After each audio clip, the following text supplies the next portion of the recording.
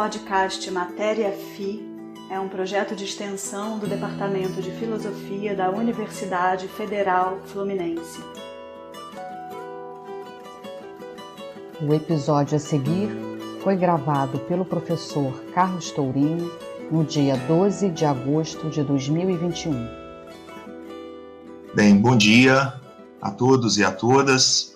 Eu me chamo Carlos Tourinho, sou professor do Departamento de Filosofia e do Programa de Pós-Graduação em Filosofia da Universidade Federal Fluminense e tenho a honra, a satisfação de conversar hoje com meu colega e professor Adriano Holanda, professor do Departamento de Psicologia da Universidade Federal do Paraná.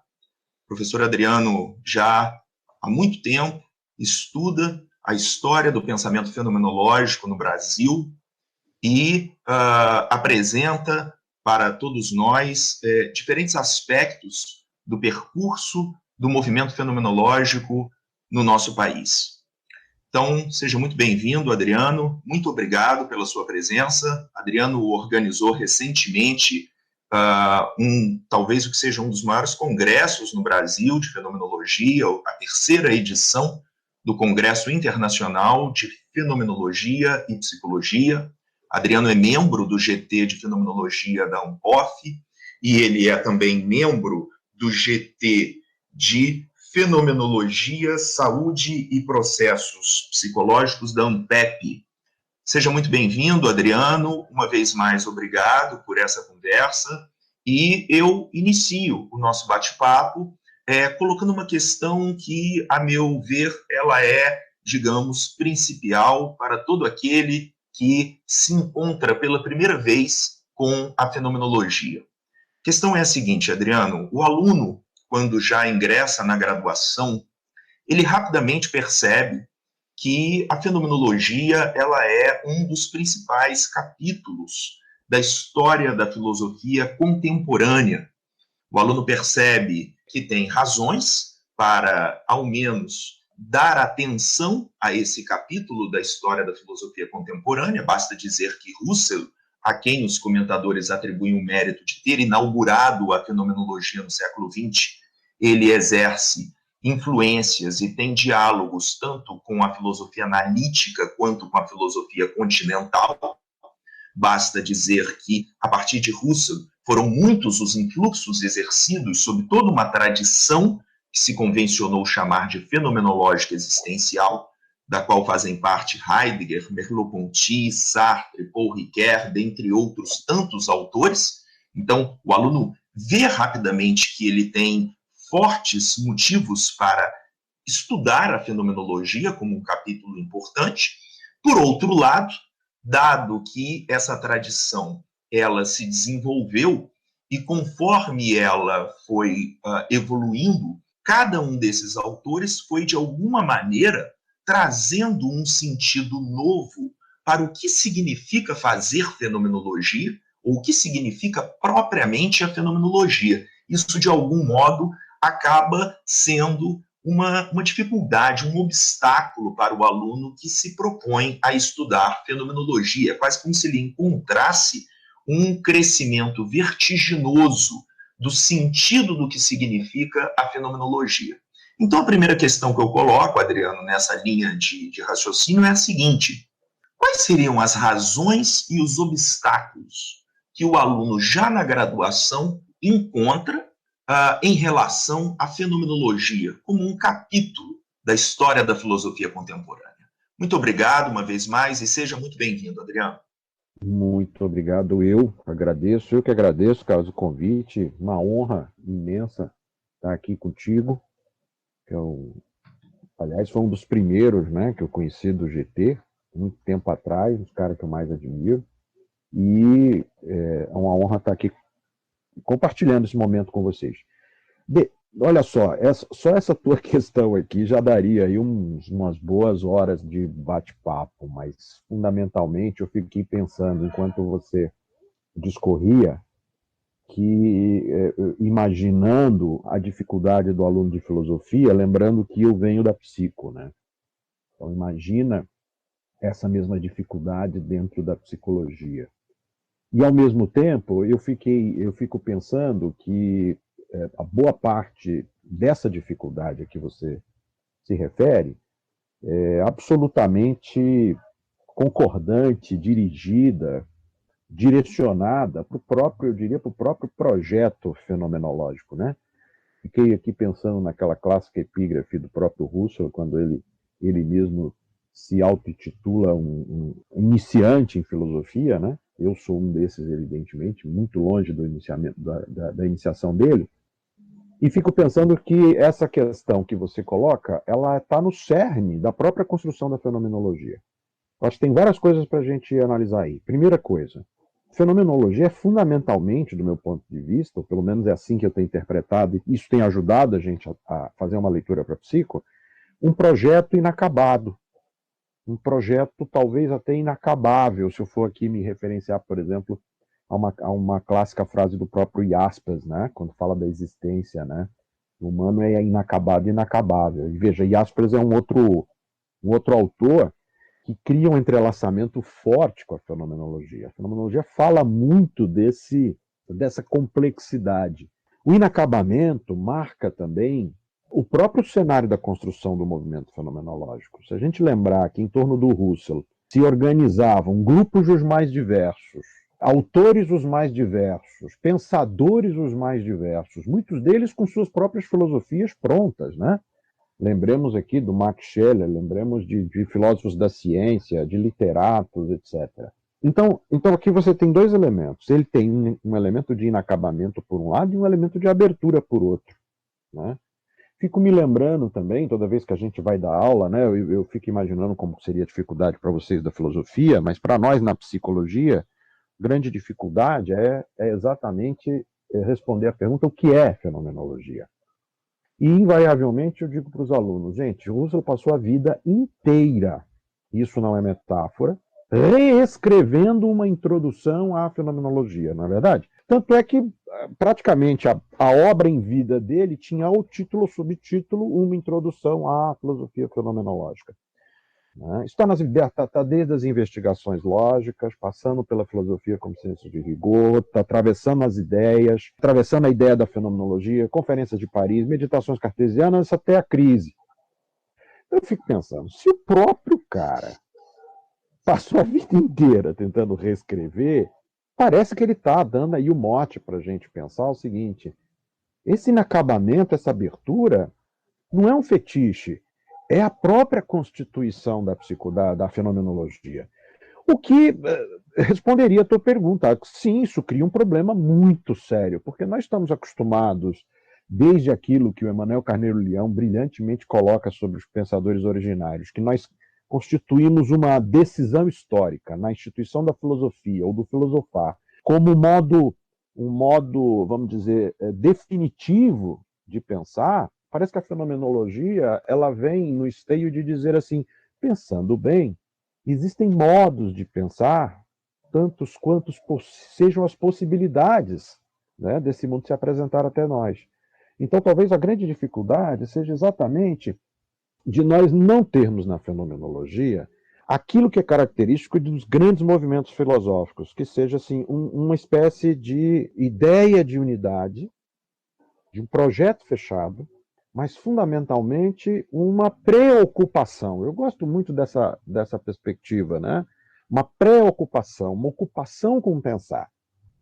Então eu diria que talvez num primeiro momento, não sei sinceramente, a gente gosta até de brincar um pouquinho com isso, porque tem uma questão da personalidade do autor aí, né? A personalidade do Husserl é numa direção completamente diferente, por exemplo, da personalidade de um Heidegger, de um Merleau-Ponty, de um Scheler, etc. Mas eu não sei se tem algo, né, da obsessividade, algo daquela compulsão que o Husserl tinha por organização, né, e daquela necessidade dele estar sempre, como ele escreve isso no final da sua vida, de voltar aos inícios e começar tudo de novo. Então me parece que a grande dificuldade de qualquer leitor, de qualquer intérprete da fenomenologia que procure se ocupar da fenomenologia como projeto acabado, que vai ser basicamente um espanto, né? Vai ser basicamente o reconhecimento de que não, eu não tenho aqui uma coisa pronta, Um exemplo que eu tenho sempre dado para os alunos, principalmente para o aluno de psicologia, que não tem esse repertório filosófico suficiente, é o fato de que, salvo raríssimas exceções, toda e qualquer introdução à fenomenologia me apresenta um dado novo sobre a fenomenologia, mesmo que eu já tenha sido um leitor contumaz. E isso é um dado muito interessante. Então, me parece que talvez uma resposta preliminar para essa tua pergunta é exatamente o fato de que a fenomenologia não me dá segurança. Ela não me dá uma certeza absoluta, né? Mesmo que a gente fale do apodítico, mesmo que a gente fale da evidência, mesmo que a gente fale do dado o tempo todo, ela não me dá essa segurança de ter a clareza do mundo posta na minha mão. E essa me parece ser o grande legado, a grande potência da fenomenologia. Esse inacabamento, essa abertura, essa possibilidade, esse perspectivismo, né, que não beira, evidentemente, nem o niilismo, nem o relativismo, mas esse perspectivismo que me oferece leituras as mais diversas. Você se referia agora há pouco ao nosso congresso, e, de fato, certamente é um dos maiores congressos da América Latina, e o mais interessante do congresso não é o tamanho, não é o volume, mas é a dialética dos debates que se entrelaçam. É o fato da gente ter, neste congresso, filósofos, psicólogos, psiquiatras, enfermeiros, de termos geógrafos, historiadores, autores de literatura, que mostra exatamente a potência do projeto fenomenológico. Eu diria que eu iria preliminarmente, nesse primeiro momento, por esse caminho. Beleza, Adriano. Obrigado. É muito interessante, enquanto você falava, eu me lembrava dessa frase do Russell, já ao final da vida, né? Onde ele dizia: eu teria que ter a vida de Matusalém para escrever a introdução à filosofia que ficasse a contento, que fosse aquela introdução, digamos assim, derradeira, né? A mais absoluta das absolutas introduções, enfim. Mas claro, eu entendo tudo que você comentou aí, Adriano. Eu, de imediato, te passo, Adriano, a uma segunda questão dentro dessa nossa conversa. Eu, particularmente, Adriano, a leitura que eu faço dessa tradição que se convencionou chamar de fenomenológica existencial, ela é uma leitura que, de certo modo, abre uma dualidade que coloca, de um lado, um movimento inicial, né, inaugurado pelo Russell, para quem a fenomenologia e todo fenomenólogo deve subscrever a intuição e uma teoria da evidenciação do mundo como fundamentação para o conhecimento, por exemplo. Russell não se cansa de dizer que só há conhecimento na medida em que há preenchimento intuitivo das ações intencionais. E o que isso quer dizer, grosso modo? Na medida em que há uma evidenciação da presença efetiva das coisas, seja num vivido intencional de percepção, de imaginação, de recordação ou judicativo, etc. Isso fez com que se formasse, a partir de Russell, todo um movimento fenomenológico, digamos assim, intuicionista, para o qual a intuição é, digamos, o que há de mais fundamental. E para essa tradição, na qual se pode apreender intuitivamente as coisas, como diz Russell, na sua doação efetiva, a interpretação ela é algo prescindível, ainda que o termo interpretação apareça nos textos de Russell, mas com um sentido completamente diferente. O fato é que essa tradição que se formou a partir de Russell parece ter seguido um caminho um tanto quanto diferente, um caminho para o qual a intuição ou a apreensão intuitiva das coisas elas mesmas seria uma impossibilidade, e no lugar dela abre-se ao fenomenólogo um exercício de interpretação, de retorno ao caráter etimológico das palavras, ou mesmo a interpretação dos significantes.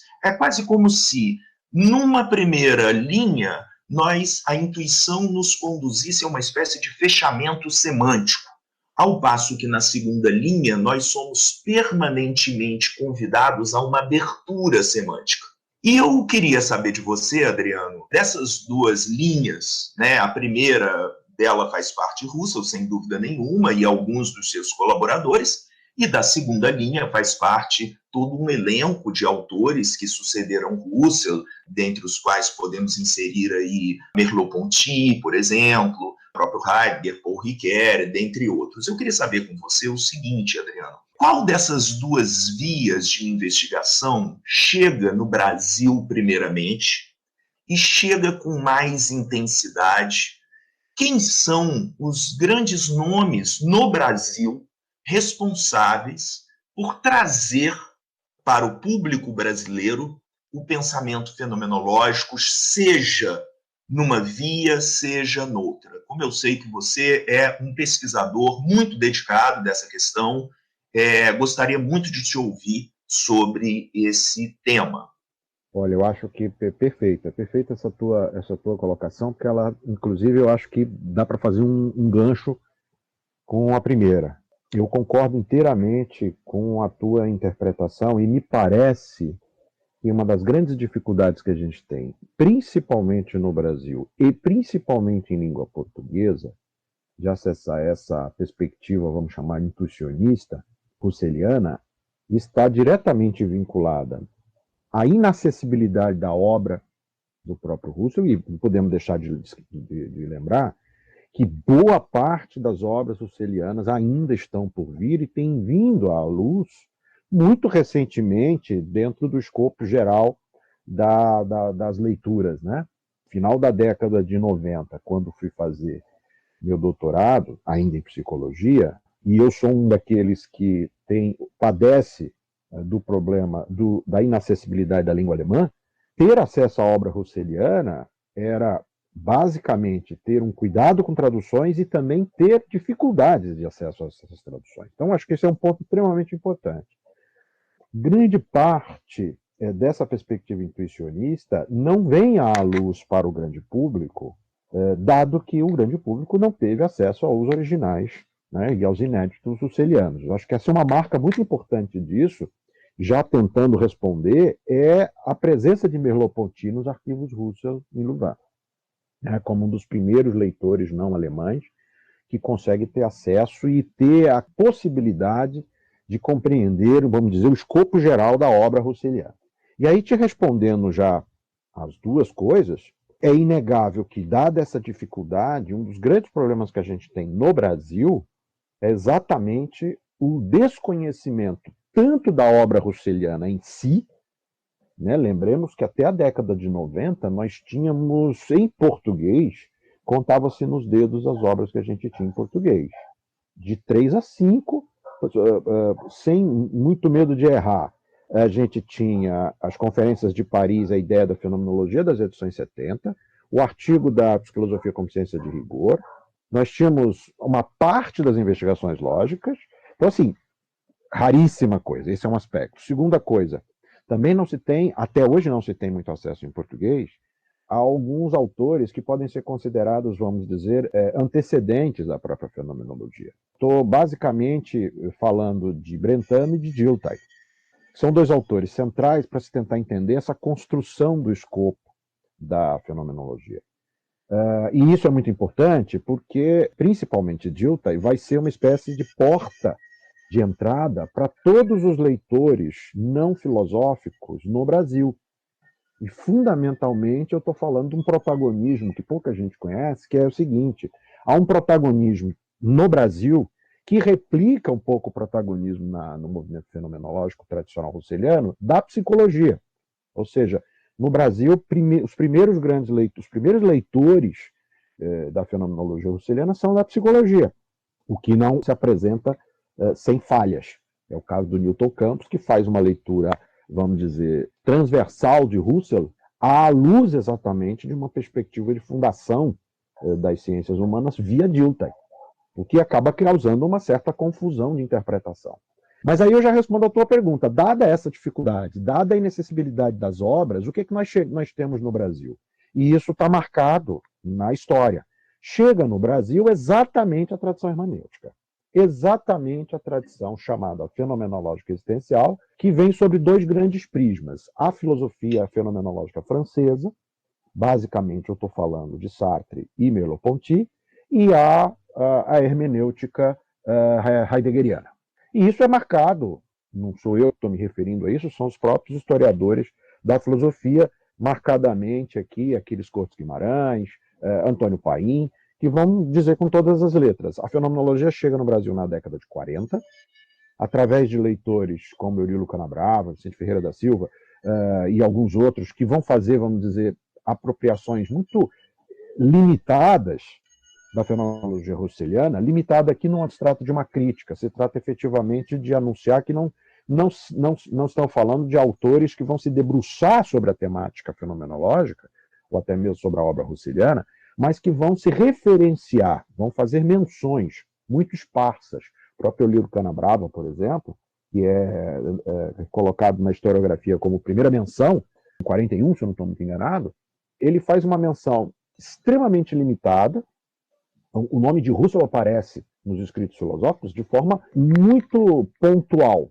E aí a gente acaba percebendo que os autores da psicologia, como foi o caso do Newton Campos, que foi assessor do Wallach Radek, que era um psicólogo polonês, ainda na década de 20, final da década de 20, nos escritos de 28 e 29, você já tem ali uma interpretação de Husserl também já marcada que pouca gente conhece. E aí o primeiro a se debruçar efetivamente no Brasil sobre o pensamento russeliano vai ser o Newton Campos, de uma maneira que é muito importante marcar e que reforça essa minha tese da inacessibilidade da obra, que é o fato de que, na primeira grande menção, onde se há um certo debruçar-se sobre a temática fenomenológica e o nome de Husserl aparece através de uma elaboração da sua obra, todas as obras são traduções. Nós estamos falando basicamente das traduções espanholas, das investigações, nós estamos falando das ideias, nós estamos falando de uma tradução estadunidense.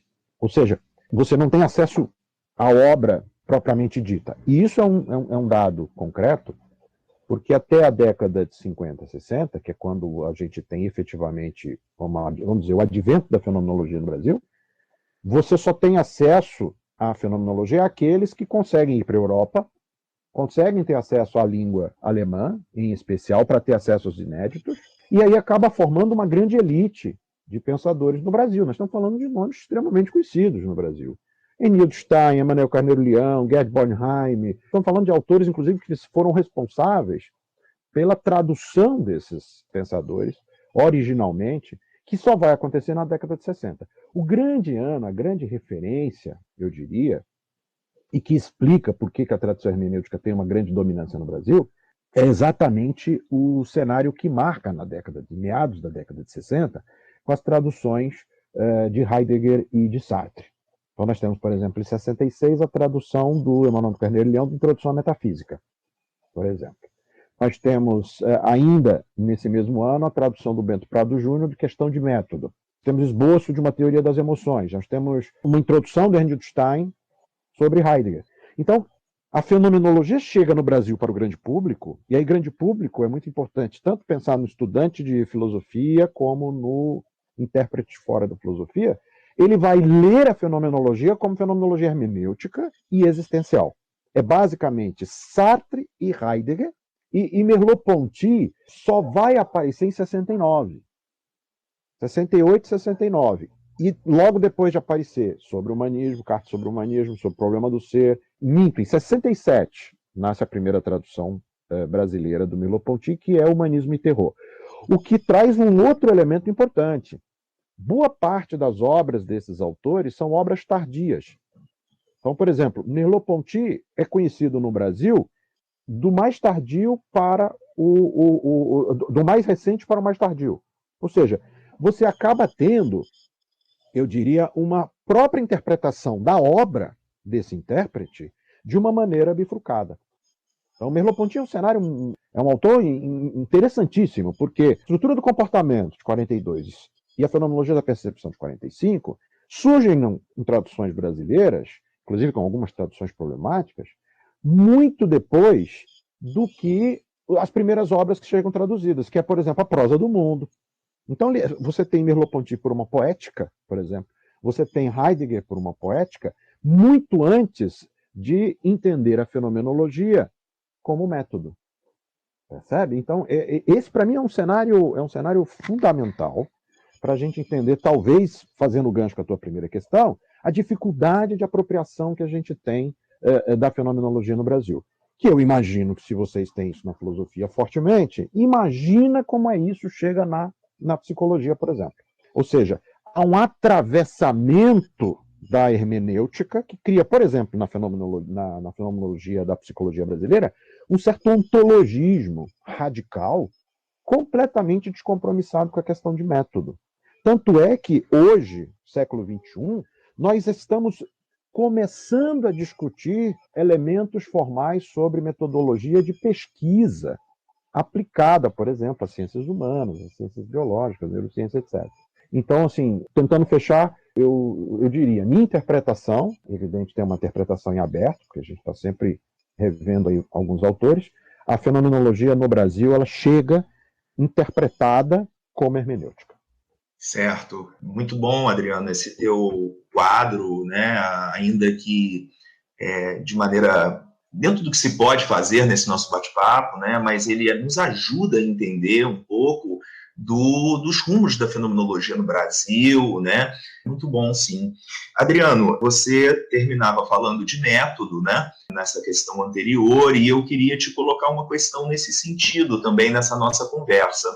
A gente acompanha em Husserl, desde o início do século XX, uma contestação das ciências positivas de seu tempo, ciências para as quais conhecer não era senão descrever a regularidade de um fenômeno a partir de uma observação sistematizada de fatos para inferir, então, generalizações empíricas. Com a fenomenologia e as contestações husserlianas, fala-se de uma passagem do mundo dos fatos para os sentidos do mundo, um pouco como que intuir o fenômeno propriamente dito, né? Disso nasceu toda uma tradição de relações entre a fenomenologia e as ciências humanas. Alguns autores importantes escreveram sobre esse tema, o Strasser, que foi um colaborador do Husserl, o Merleau-Ponty, nos cursos da Sorbonne, escreve sobre fenomenologia e ciências humanas, e temos também a figura do Lyotard, um importante nome da filosofia pós-moderna, que escreve um pequeno livreto da coleção Qu'est-ce que c'est, no caso dedicado à fenomenologia, onde ele, então, trabalha esse tema da relação entre fenomenologia e ciências humanas. Eu queria saber de você, Adriano, o que você pensa sobre essa relação, quais são as aspirações em torno do projeto fenomenológico acerca das ciências humanas e quais são as limitações também, se você pudesse nos trazer, digamos assim, a sua opinião a respeito desse tema. Não, foi ótimo você ter lembrado disso. Fui até procurar aqui as minhas velhas edições da tradução portuguesa das edições 70 desses livros do Lyotard, que você está se referenciando, né? Que é la Phenoménologie. É um livro de 54. Olha que interessante, um livro de 54. E um outro que também toca nesse assunto, que é o volume da mesma coleção, um volume que também está publicado na Biblioteca Básica de Filosofia, das edições 70, que é do Husserl, né? Do Arion Kelker, do René Scherer, que também toca nessa questão das ciências humanas, e que também é de 54. Aliás, tem um outro elemento aí importante, quer dizer, boa parte, isso também explica, boa parte, por exemplo, da presença do pensamento sartreano e merleau-pontiano no Brasil, porque boa parte dos estudiosos aí dessa época migram para a França. A gente não pode deixar de lembrar que nós tivemos uma presença francesa muito forte na Universidade Brasileira nascente, na década de 30, 40, isso tem uma influência muito forte, o que também responde pela influência do positivismo no Brasil. E aí é engraçado, porque você lembra de alguns autores, Stefan Strasser era um nome, eu diria, muito pouco conhecido no cenário brasileiro, e eu ainda ajustaria dois outros nomes para tentar trabalhar a questão das ciências humanas. A figura do Georges Gusdorff, também numa leitura francesa, e a própria figura do Alfred Schutz, que vai fazer uma sociologia fenomenológica, vamos dizer assim, né? E que só muito recentemente tem sido relevado também nas ciências sociais. Eu acho que isso reforça uma marca do próprio projeto fenomenológico, que é essa proximidade muito grande com as ciências humanas, dado que a fenomenologia, quer queira, quer não consegue escapar da grande questão que é perguntar-se sobre o que é o sujeito, o que é subjetividade, o que é a consciência, o que é o eu, o que é o ser. Né? São todas questões que vão estar entrelaçadas. No caso das ciências humanas, que é o meu campo específico de trabalho, a fenomenologia ela aparece como uma possibilidade de fundamentação epistêmica. E essa possibilidade ela nasce como uma espécie de grande alvorecer, exatamente dentro do esteio da crítica russeliana ao positivismo e à contestação ao positivismo, ela marca a possibilidade de se constituir o humano como um objeto científico. E isso não é sem uma representação e uma marca muito forte daqueles pensadores europeus que têm uma característica muito interessante, que é o fato de serem, ao mesmo tempo, filósofos e médicos, e notadamente psiquiatras. Eu estou falando de um Karl Jaspers, eu estou falando de um Ludwig Binswanger, eu estou falando de um Eugene Minkowski, ou seja, pessoas que acabam reconhecendo em Husserl e acabam reconhecendo na fenomenologia um recurso não só pragmático, mas um recurso necessário para se alçar a ideia de humanidades ao estatuto científico e tentar escapar também da armadilha dogmática das estruturas pragmáticas do positivismo. Por isso que eu acho que é muito interessante, isso é uma coisa que eu tenho tentado passar para os alunos sucessivamente, é a ideia de tentar pensar, em meio a toda a dificuldade da leitura fenomenológica, de tentar pensar a fenomenologia como uma propedêutica, né? Eu uso sempre essa expressão, uma propedêutica para uma clínica, mas eu tranquilamente diria, uma fenomenologia ela é um esteio propedêutico necessário para se compreender o próprio estatuto de ciência das humanidades. Pensando aqui, evidentemente, ciências humanas e sociais como um grande escopo, né? Então, pensando em antropologia, sociologia, psicologia, etc. Eu diria, essa questão, ela não só reaproxima a fenomenologia da sua própria construção histórica, na medida em que o próprio Husserl, vindo da astronomia matemática, ele encontra na psicologia esse caminho para a construção do projeto fenomenológico, não só ele encontra isso, como ela marca, eu diria, uma posição necessária para se pensar, por exemplo, uma psicologia como ciência, que é uma pergunta eterna, será que a psicologia é uma ciência? E eu diria, eu responderia, ela não só é uma ciência, como ela necessariamente só pode ser ciência se somente se fenomenológica. Afora isso, eu concordaria com Comte, por exemplo, que se não for dessa maneira, ou ela é uma sociologia ou ela é uma biologia. Então a fenomenologia, ela nos permite tentar discutir, debater esse estatuto de cientificidade.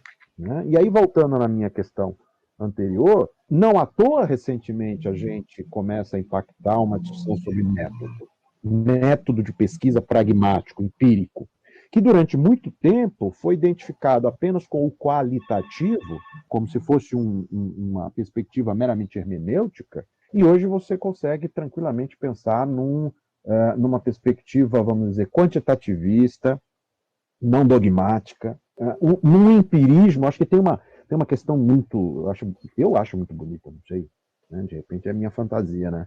Mas assim, eu acho muito bonito pensar, ler, quando o Husserl claramente descreve que, se por positivismo estamos falando daquilo que se alicerça na experiência evidente, então, evidentemente, quem é claramente positivista somos nós, fenomenólogos, e não os clássicos positivistas. Eu acho isso de uma beleza, de uma plasticidade fantástica, né? Então, eu diria, quais aspirações e limites? O limite é o limite da abertura, é o limite da possibilidade.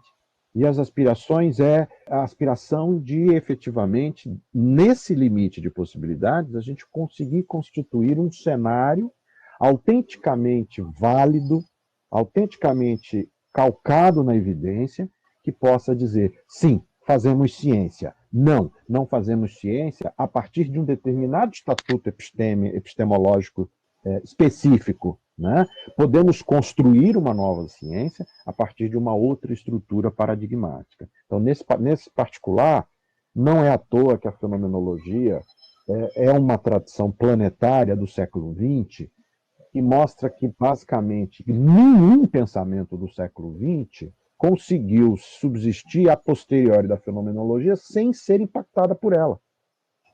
Quer dizer, a rigor não tem um dado de pensamento recente nos últimos 100 anos, pensando aí os 100 anos da fenomenologia, nos últimos 100 anos, que não tenha sido impactado direto ou indiretamente pela fenomenologia. É um negócio assustador se você for pensar numa coisa dessa. E ao mesmo tempo que é assustador esse reconhecimento, é também de uma beleza, de uma plasticidade, perceber que Russell não faz disso uma construção dogmática. Uma construção que, por exemplo, impeça o nascimento de um outro leitor como um Heidegger, como um Levinas, como um próprio Schultz, né, e tantos outros. E, mais uma vez, sem medo de errar, Merleau-Ponty é uma figura central aqui. Sartre também, que ele tenta construir um projeto de psicologia também fenomenológica, mas Merleau-Ponty é um autor central. Não só porque ele leciona psicologia no Collège de France, como ele efetivamente redimensiona a psicologia à luz da fenomenologia. Então, eu diria que, nesse aspecto, as ligações são absolutamente estreitas e necessárias, como estatutos de fundamentação epistêmica e metodológica. Nossa, Adriano, quanta coisa me deu vontade de comentar, assim, acrescentar também. Eu me recordei, por exemplo, já que o nosso tema, nesse terceiro bloco de questões, ele trata da relação entre fenomenologia e ciências humanas. Eu me lembrei aqui no Brasil da Creuza Capalbo, né, que escreveu um livro, né, sobre fenomenologia e ciências humanas também. Enfim, há quem diga que o Farias Brito teria sido um leitor da fenomenologia, de Russell particularmente, há quem defenda, de que ele leu Bergson, isso é certo, as suas obras mostram isso, né? Mas há quem defenda que a fenomenologia também teria exercido fortes influências sobre o pensamento Farias Brito, isso aqui no Brasil, mas, assim, é incrível as coisas que você comenta, a influência, os influxos da fenomenologia. Eu me recordo também de uma entrevista do Foucault, dizendo que a juventude dele, quase que inteira, fora leitora de Russell, dos escritos russelianos, e que o movimento fenomenológico ele exerceu fortes influências sobre os franceses, sobretudo da geração do Michel Foucault. Isso é um depoimento que ele dá. É preciso lembrar também que autores ditos pós-modernos, como Lyotard, Derrida, foram comentadores, né, do projeto russeliano, assim, comentadores incríveis, né? Enfim, falando um pouco ainda dessas influências, né, que são exercidas sobre os franceses, particularmente, né, já que a gente tratou mais deles. Adriano, eu gostaria de encerrar nossa conversa com uma outra questão, uma última questão. Eu gostaria de te ouvir a respeito. A gente falou aqui um pouco da psicologia, desse projeto da psicologia se constituir como ciência, e aí, assim, eu queria retomar um pouquinho esse tema. A gente sabe que a psicologia, ela, pela primeira vez, portanto, de forma pioneira, né, apresenta um projeto de se constituir como uma ciência no último quarto do século XIX, nos laboratórios de Leipzig, com Wundt, chamada psicologia fisiológica, e a psicologia surge numa aliança com o método experimental das ciências da natureza como uma ciência debutante no último quarto do século XIX. Mas justamente porque ela tem como objeto de investigação esse sujeito dotado de faculdades supostamente cognoscitivas, vai havendo um entusiasmo cada vez maior em torno da psicologia, que ela vai sendo alçada ao estatuto de uma ciência primeira, como diz o Russell, ao protótipo de uma ciência autêntica em geral. O Russell diz isso no seminário de inverno, né, chamado Filosofia Primeira, de 1923 1924. Isso tem implicações, porque a psicologia, como ciência primeira, muito ela será o fundamento para outras ciências, dentre as quais a lógica e a matemática. Surgiu, então, no final do século XIX, um movimento que se convencionou chamar de psicologismo, movimento para o qual os fundamentos da lógica e da matemática deveriam ser buscados na psicologia. O grande problema denunciado pelo Frege, denunciado em seguida pelo Russell, é que um projeto assim incorreria em problemas de fundamentos, pois confundiria o ato psicológico de pensar com o conteúdo ideal do pensamento. Portanto, confundiria leis psicofisiológicas com leis ideais da lógica. Bem, o Russell lutou contra isso ao longo de todo o seu itinerário. Contra isso o quê? Contra esse projeto de naturalização da consciência e das ideias. Russell lutou e denunciou os problemas de fundamentos teóricos e práticos que um projeto como esse teria, uma vez que teria também um projeto assim implicações no campo da cultura, como Russell tanto abordou, mais precisamente a partir da década de 30, mas antes, inclusive. Bem, nós acompanhamos, junto a tudo isso, Adriano, o crescimento exponencial dos programas de pesquisa em neurociência, que nos trazem todo um discurso em torno de uma biologia da consciência e, portanto, de um novo projeto de naturalização da consciência. E por que não dizer das ideias?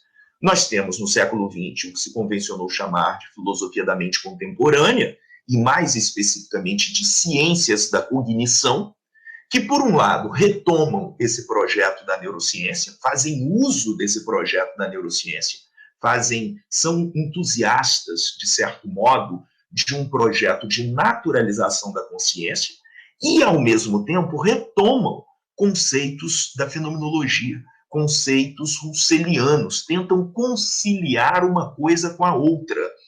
Eu queria te ouvir a respeito disso. Como é que você vê, para a gente encerrar nossa conversa, essa retomada de conceitos fenomenológicos no campo das ciências da cognição, ciências essas que, em boa parte, se assentam no avanço dos programas de pesquisa em neurociência. A gente conversava outro dia do Gerald Edelman, que ganha um prêmio Nobel em 72 de fisiologia com uma obra que em francês foi publicada, Biologie de la conscience. É possível pensar uma biologia da consciência e conciliar isso com conceitos fenomenológicos sem que isso incorra em problemas de fundamento, sem que isso incorra em contrassensos teóricos e, por que não dizer, práticos? O que você pensa sobre isso, Adriano? Essa é uma questão, eu diria, bastante sensível hoje, né? Mas antes de entrar nessa, deixa eu só lembrar, já que você citou Foucault, lembrar assim, em 2015 lançaram um livro muito interessante chamado Foucault a Musterlingen. É um texto do Jean-François Bert, da Elisabetta Bassot, né? Eles organizam a história de uma visita que Foucault fez a Musterlingen e aos grandes hospitais psiquiátricos da Suíça, basicamente Kreuzlingen e Musterlingen, né? Musterlingen era dirigido por Roland Kuhn e Kreuzlingen era dirigido por ninguém menos do que Ludwig Binswanger. Isso é 54, portanto, antes da História da Loucura, né, que é de 61. Isso é muito importante. Era o Foucault fenomenólogo e era o Foucault dialogando com os psiquiatras fenomenólogos. Né? Ali ele está nesse esteio. Não podemos deixar de lembrar também que o cenário, vamos dizer, da filosofia francesa era um cenário extremamente múltiplo, né? Quer dizer, Foucault estava convivendo com uma galerinha, né? Estamos falando de Raymond Aron, Fernand Acquier, Jean Wahl, Merleau-Ponty. Quer dizer, você imagina toda essa cultura, né? Tudo isso para marcar essa presença sólida da fenomenologia, que não deixa de desembocar nessa tua questão, porque eu estou falando de psiquiatras, eu estou falando de psicopatologistas, eu estou falando de pessoas que estão preocupadas com aquilo que a gente vai chamar de doença mental, sofrimento psíquico, etc., e que, portanto, tem que se preocupar com a questão da consciência. Então, nada mais justo que, da mesma maneira que a qual me referia com relação à fundamentação epistemológica das ciências humanas, que os estudos da cognição, ou seja, que todo e qualquer interesse com estudos sobre a consciência humana, até de uma forma pragmática, de uma forma prática, estudos que se preocupem com isso que a gente chama de experiência subjetiva e que, ao mesmo tempo, se propõem a uma pesquisa objetiva, encontrem, mais cedo ou mais tarde, a fenomenologia. E aí, basicamente, nós temos dois grandes movimentos. Em termos gerais, nós teríamos a chamada heterofenomenologia do Dennett e nós teríamos a chamada neurofenomenologia, que é uma expressão que foi capitaneada por também biólogos, Francisco Varela e Humberto Maturana. Aliás, o Maturana muito recentemente falecido. E que também, muito recentemente, vão estudando biologia, vão estudando atividade cerebral, e acabam desembocando quase que inevitavelmente nos textos russellianos. Olha, parece ser uma coisa meio maluca, mas eu não sei, assim, talvez vai parecer doido, mas como eu sou psicólogo não tem problema. quando você vai estudar física do tempo, por exemplo, recentemente nós tivemos aí a tradução de um texto belíssimo, né, A Ordem do Tempo, do Carlo Rovelli, não sei se vocês conhecem, senão vale a pena ler. É um físico que começa a falar sobre a experiência do tempo, sobre o que a física sabe sobre tempo, temporalidade. E assim, não sem surpresa, mas ao mesmo tempo quase que esperado, que no último capítulo, né, no final do livro, ele começa a fazer reflexões filosóficas sobre a experiência da temporalidade. E a quem que ele se refere? Aí ele, de repente, olha para trás e fala, tudo isso que eu estou falando aqui do lado da física, eu encontro nos textos de um cara chamado Edmund Husserl. Né? Eu encontro nos textos da consciência interna do tempo, porque é disso que a gente está falando. Então, assim, é absolutamente natural, eu diria, e aí eu já tentando dar uma interpretação para a tua pergunta, eu acho que é absolutamente natural que se eu tenho algum tipo de interesse sobre subjetividade humana, mesmo que não seja um interesse pragmático, o que é o interesse pragmático? É o interesse de um psicólogo, é o interesse de um neuropsiquiatra, é o interesse do psiquiatra, é o interesse do neurofisiologista. Mesmo que eu não tenha um interesse pragmático, é inevitável que ao falar sobre experiência subjetiva, sobre experiência humana, eu desemboque na fenomenologia. É o que vai fazer o Francisco Varela, é o que vai fazer o Maturana, que é associar neurociência, neurofisiologia da consciência com o pensamento filosófico do Husserl. Isso ficou, nos últimos tempos, se eu não me engano, agora, final da década de 90, ficou muito mais claro com uma expressão chamada mente incorporada, que é um texto, inclusive, escrito por autores muito contemporâneos que estão hoje, são filósofos que estão dentro de programas de neurociência. Estou falando de Sean Gallagher, estou falando de um Dan Zahavi, que esteve no nosso congresso, falando de filosofia da psiquiatria, falando de filosofia da psicopatologia. Aonde entra a fenomenologia? Entra como uma heurística da consciência, entra como uma interpretação sobre dados de primeira pessoa, sobre experiência individual, que evidentemente tem por que a fenomenologia aí? E aí olha só que interessante. A proposição desses autores, basicamente, eu estou falando do Gallagher e do Dan Zahavi, isso está dito no texto deles sobre a mente incorporada. A fenomenologia é utilizada exatamente como recurso para evitar um excesso hermenêutico, um excesso de um viés autoral de interpretação dos fenômenos subjetivos a partir de uma doxa. Então, a fenomenologia vem dar esteio, vem dar substrato, ou seja, a fenomenologia vem apontar para a incompletude dos próprios métodos de pesquisa das ciências cognitivas. Portanto, vem agregar a possibilidade de uma leitura a partir do resgate russeliano de conceitos como experiência, como consciência, né, na construção de um outro cenário completamente diferente, que, se eu não me engano, eles escrevem, né, no início dos seus textos, que é o seguinte: a crítica russeliana ao naturalismo cientificista a qual nós estamos nos referindo é uma crítica datada, uma crítica de época, que hoje, com os recursos tecnológicos que a gente tem, a gente começa a reconhecer que hoje Husserl provavelmente diria de uma outra maneira, menos radical, vamos dizer assim. Mas a interpretação que eu faço é a crítica ao naturalismo de Husserl é sempre uma crítica a um certo dogmatismo empiricista, é sempre uma crítica a dizer assim, perceba a possibilidade de nós de conhecermos algo que ainda não sabemos. E é assim que eu vejo, de certa maneira, a neurofenomenologia e esse entrelaçamento da fenomenologia com as ciências cognitivas. Não sendo, evidentemente, um especialista nem um grande leitor. Aliás, foi a minha grata satisfação, primeira vez, de escutar assim, presencialmente um Zahavi, um dos grandes autores contemporâneos, com uma produção quilométrica nos últimos tempos, falar de algo que, quer queira, quer não, nós que estamos aqui discutindo no GT Danpoff, no GT Danpep, estamos discutindo essa temática, percebe? Estamos assim, dizendo, eventualmente com outros signos, mais ou menos a mesma coisa. Então, é sensível essa temática, porque sim, no esteio da tradição hermenêutica e fenomenológica existencial, onde se tomou o objeto existência, o ente existentivo como objeto central, causa sempre um incômodo ao leitor da fenomenologia pensar em pragmática, pensar em objetividade, pensar em cognição ou em biologia do comportamento, por exemplo, como se fosse uma realidade. Mas eu gosto de pensar assim, posso estar redondamente enganado e posso cometer daqui a pouco o mesmo erro que alguns dos nossos colegas antigos colocam, né? De tipo, esqueçam o que eu falei.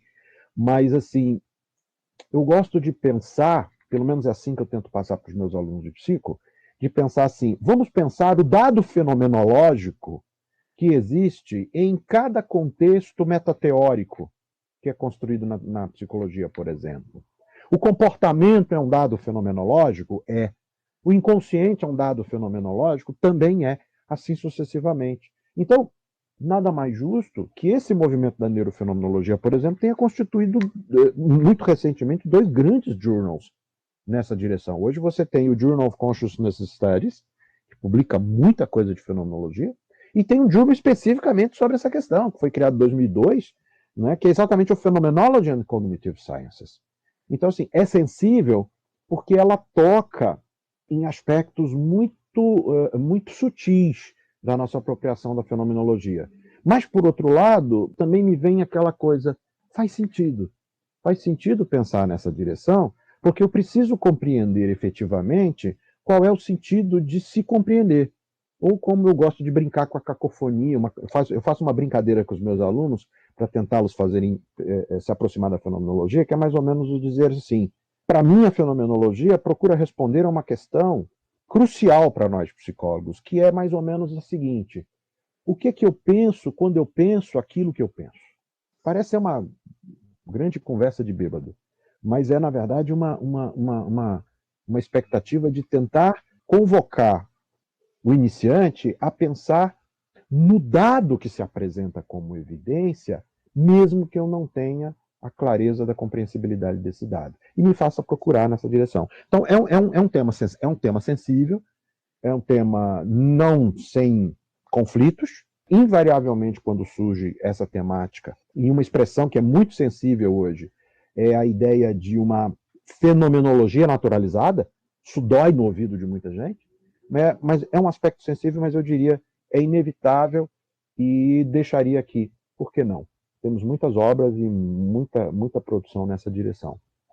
Bem, Adriano, eu ficaria aqui o resto do dia conversando com você. Eu que já também me dedico há tanto tempo aí sobre esse tema da crítica do Russell ao naturalismo, tanto na esfera teórica quanto no campo da cultura. Enfim, gostaria muito de prolongar essa conversa, mas nós temos o nosso tempo aqui. Foi muito agradável, como sempre, te ouvir. É uma satisfação enorme para mim, tá, Adriano? Você é um amigo, um colega de longa data e uma pessoa também a quem eu admiro muito pelas pesquisas que faz, pelo conhecimento que sempre nos traz, sobretudo dessa questão do movimento fenomenológico no Brasil, que é um assunto que é tão caro a você. E queria uma vez mais te agradecer, tá, por participar desse nosso podcast e essa ação do nosso projeto de extensão do Departamento de Filosofia da UF. Eu que agradeço, muito obrigado. Foi um prazer enorme. Também ficaria aqui mais horas contigo. Espero que a gente tenha uma outra oportunidade em breve. Tá certo, Adriano. Um grande abraço e até a próxima. Tchau, tchau. Esse foi o podcast Matéria Fi do Departamento de Filosofia da UF.